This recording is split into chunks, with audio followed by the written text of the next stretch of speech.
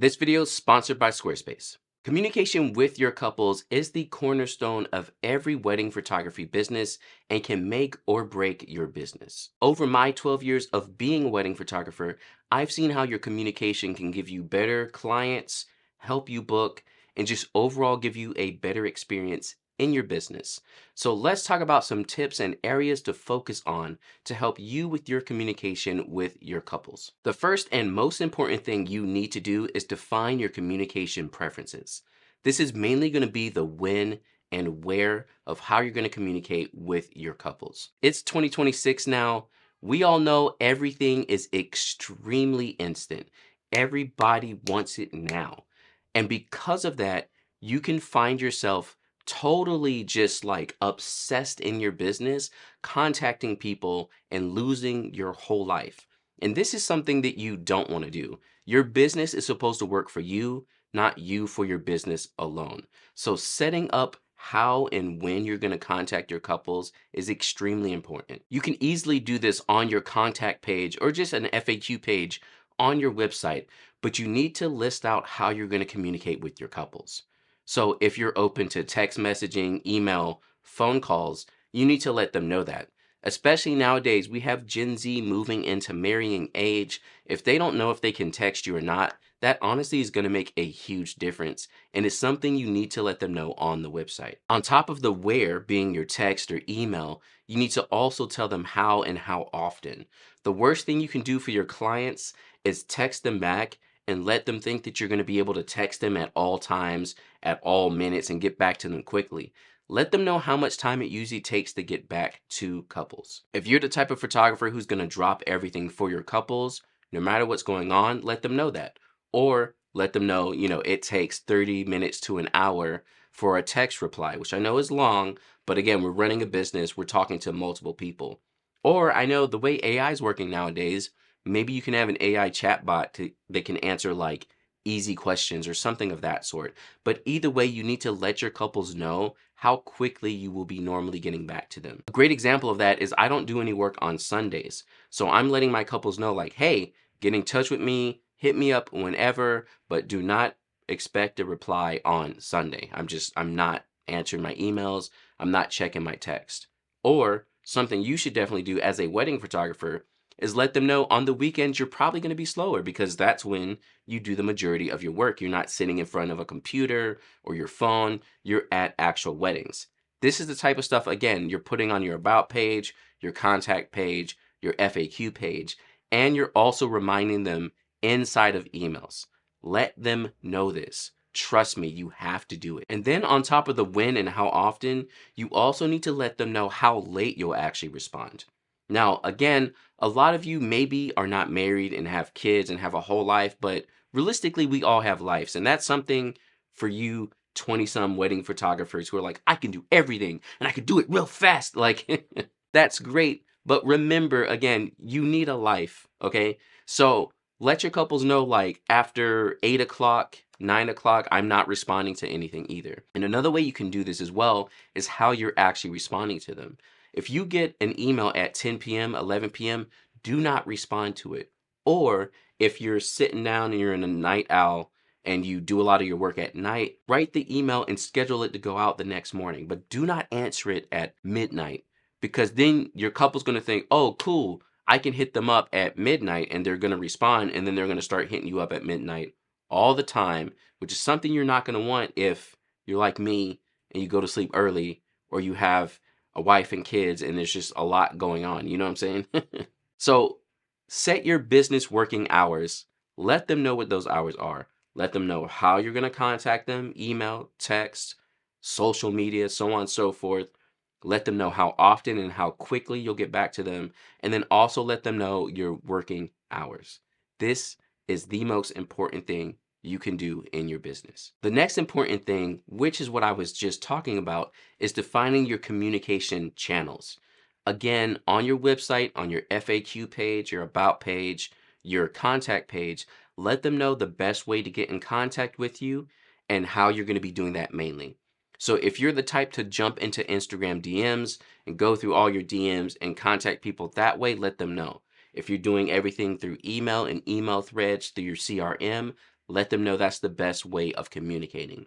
If you're doing it all through text, which I cannot imagine. Are there any CRM systems that will let you do text? Y'all let me know in the comments because I'm not familiar with any, and that would be awesome. But I could not imagine texting on my couples and then hoping to remember all that. But maybe I'm just old. But let them know how you're going to communicate with them. Don't tell them that you can do text when you're not a texting person. Again, on my website, you're definitely not going to see too much about texting because I can't keep a thread of everything that's going on. It's too much. Honestly, if you look at my phone and you see the way my text messages look, you'll know why I don't use text for business because I like never text stuff. Actually, anyone who knows me personally, sound off in the comments below about how I don't text people back. I'm sorry. I'm the worst. But let them know your communication preferences if it's through email, so on and so forth. And then set up automations to help you let them know what those email preferences are as well. And then set up email automations as well so that when your couples first get in contact with them, you can let them know what kind of preferences you have for communication as well. Instead of it just being a mystery and then them trying to hit you up 50 different ways and then you never get back to them, they're not happy about it, and now you've lost a booking couple. Losing the couple is the last thing you want to do, which is why it's very important to set up these pages on your website and let your couples know your communication preferences and how often you're getting in touch with them. And if you haven't done this yet, the easiest way to set it up is with this video's sponsor, Squarespace. Squarespace is an online platform to help you build your website quickly and easily. It is my platform of choice, and I've been using it for the whole time I've had my business. So you're talking like 12 years at this point. We were talking about setting up an FAQ page, an about page, and a contact page, and you can easily do this with Squarespace. Their beautiful templates make it extremely easy to set up these pages, and also you can build from scratch if you'd like to. But their tools make it so easy to do, you really don't have to have any design background at all, and you can still make a beautiful website. On top of how easy it is to show off your portfolio, build specific pages like an about page and a contact page, you also have options for selling physical and digital products through their commerce, taking payments directly on Squarespace, through Squarespace payments, checking out analytics, seeing where people are visiting your website from, and so much more. So I highly recommend Squarespace. And again, it's a great way to set up your communication preferences with your couples so that they can find you and easily book you. So if you want to try Squarespace for yourself, check out the link in the description below for 10% off of your first website or domain, and make sure to build your beautiful wedding website for your couples. Now, after you've set up your communication preferences, how, when, how often, set that up on all your website pages so that they know. Let them know in DMs, get automated responders and things of that sort. Next up is you have to have client meetings. I know in today's day and age, a lot of people don't really want to have these meetings, but they are hands down the most important thing you can do for your business. I have a bunch of videos about it. Maybe I'll link some up here above, but your client meetings are going to make or break your wedding days. Trust me on that one. Now, the reason meetings with your couple are highly important is, first off, it helps you vet your couples. And I know that might sound a little weird, like why are you vetting couples? But at the end of the day, it's almost like making friends, right? If y'all aren't vibing together, why hang out, And it's the same with your couple. If you all are not on the same page, if you all don't have the same wants and likes, if you cannot provide a service for what they're dreaming of, it's not going to work out on the wedding day. It's very easy to be like, hey, I have a camera. And for them to be like, hey, I need photos. And y'all go, great, that's going to work for everybody. But it doesn't work like that. There's a lot of minutia in it. And if you don't see what that is, you're going to end up with a couple who's not happy with your work. And again, I've talked about it before. Here's my 1-star review story. It's exactly what happened to me. I didn't really vet my couple. We were not on the same page, and it ended up in a nightmare that almost made me stop doing wedding photography. And honestly, if that would have happened, I would not be here today telling you all about it. So please trust me on that. Vet your couples. And on top of that, again, the client meetings are going to help you get on the same page. If I have a couple who wants their photos edited, extremely overtouched, every photo to look perfect, they want to look like they're on the front of Vogue magazine at all times, I don't necessarily do that for every photo. I'm taking photos with couples who want to look more natural. They want it to be more fun. They want the photos to be more candid.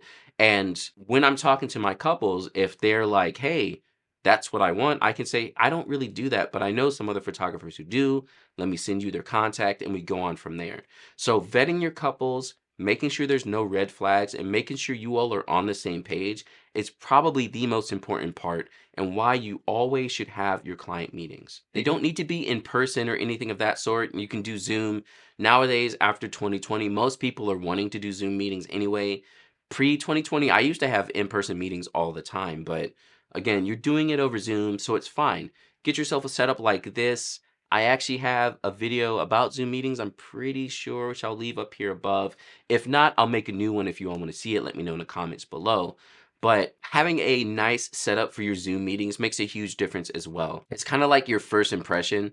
You want it to be really good for your couples. So having a setup that looks like the video I'm making here, where they're going to be like, oh, wow, that's nice and fancy and high quality. Yeah, because I'm a high quality photographer. That's what I'm going to give you. So make sure you're having these meetings with your couple.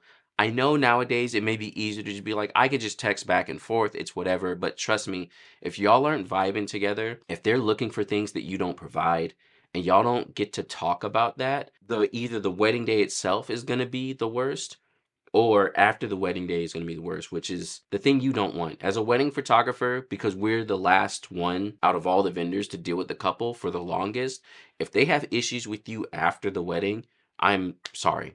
You know, rip, hang up your cameras now, because it's the worst. Trust me on that. And then last but not least, make sure to be yourself at all times. There's this weird thing that happens to wedding photographers in the industry. Like the moment you get into wedding photography, people just get like, I don't know, there's like this weird expectation that you think there is on weddings. So you're like, I'm a wedding photographer. I need to make sure that everything is authentic and like just be yourself. And I talked about this a lot when I did a live stream and I was reviewing people's websites and critiquing them. And if y'all want to check it out up above. Again, it's a live stream, it's a little long, but if you want to learn some great techniques about making your website, check that out. Those critiques are like, I'm giving away so much for free, y'all. Y'all need to go check that out. But be yourself at all times. Don't get into weddings thinking that like, a wedding, like be yourself. And yes, being yourself on your website, on your social media, across the board, in your emails will scare away some couples. And that's fine. Not everybody is for everybody. The reason there's so many wedding photographers is because not every couple's going to want to work with you. And y'all need to stop getting hurt by that. So many wedding photographers be over here hurt when they get turned down from couples, but a lot of the times that couple just wasn't for you, and that's okay. Like, be cool with it. So be yourself at all times. Try not to fit a mold of what you think a wedding photographer should be, because that's something that quickly and easily happens, especially when you're very new. So, like I'm into video games and anime and jazz music and, like fitness and things. And if I meet people and they're like, ugh, I don't know about that, like it is what it is. They're going to go with a different photographer and it's going to be fine. Like I'm going to dance at your wedding at the reception if the vibes are right. You know what I'm saying? And if you're like, oh, that's not professional, then you're not my couple. And that's okay. I like the couples who like the fact that I'm out there with everyone dancing. So at the end of the day, be yourself. And those couples who function like you will find them. And y'all will click like this. The bookings will be easy. Y'all, the meetings will be great. Like everything about it will be a great experience. And that's the biggest thing. Like as a wedding photographer, while we are giving a service, you need to also make sure you're getting what's going to work for you and your business. These are people's weddings, and I want to make sure that I'm also being a good guest at their wedding and providing a great experience for them, not just showing up with a camera, because I cannot tell you how many older photographers, and I guess at this point I'm the older photographer, but when I started, I would see so many old photographers who were just like jaded and washed up and like, here I am at the wedding and I don't want to be here, but I'm taking the photos, whatever. Like they hated it. You know what I'm saying? Like, don't. You'll become that photographer if you just show up to do the thing to make the money. If you're not vetting your couples and making sure y'all are on the same page. if you're not being yourself and finding the couples who actually like you how you are, you will be jaded way too quick. You will get burnt out. Because trust me, again, I've been in this now over a decade. Trust me, you will get burnt out real quick. And then I look up to the photographers who've been in it for like 2 decades. And I'm sure they would say something very similar. If you're not doing what you love, if you're not doing it in a way that you love, because work is work. I don't like that. Do what you love and you'll never work a day in your life. Nah, work is work. But again, if you're doing it the way you would like to do it, it's not going to feel as bad. You get jaded and burned out when you're doing something that you hate to do and you hate to do how you're doing it. So be yourself. Do not give into this like this is how weddings are supposed to, like, don't. Be who you're going to be and it's going to work out for you. These communication preferences again make or break your business. I hope these tips will seep down deep in you and you will remember them on your wedding photography journey. And again, if you want to see more wedding photography education like this, check out my playlist here. It should help you learn all the ins and outs of being a wedding photographer.